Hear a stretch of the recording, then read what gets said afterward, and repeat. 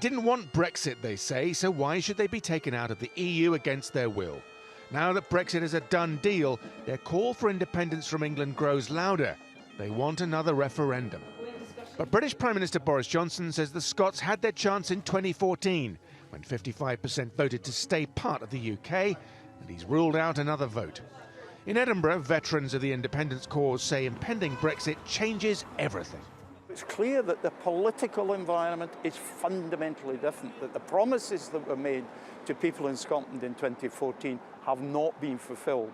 That's why it's proper to revisit that question. Local Conservative politicians say many Scottish voters might have voted SNP to stop Brexit, but not for independence. Many of the people that voted for staying in the European Union were people like me. And my position, on that was one line, and my position on staying in the United Kingdom is another.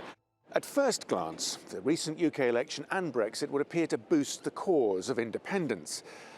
But it's more complicated than that. If there was a second referendum on independence, by then the UK, including Scotland, would be outside the EU. And so nationalist politicians would have to explain to voters how an independent Scotland would rejoin the EU, under what terms, and how it would manage its most important trading relationship by far with England. As the UK has discovered with Brexit, renegotiating these crucial relationships soon becomes incredibly complicated.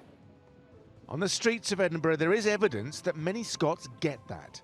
I voted Remain, and I think all the lessons that we've learned from sort of going through the process suggest that being as part of a larger union is probably preferable, albeit we'll see what happens. I also think that our negotiating power will be stronger as one UK.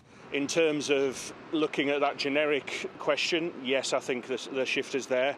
But I think when it comes to the wider debate that will have to happen if they choose to do a referendum, I think that's going to open up another can of worms.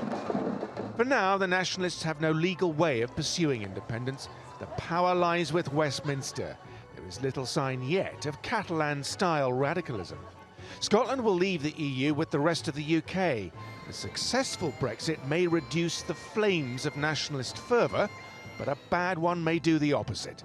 Simon McGregor-Wood, TRT World, Edinburgh.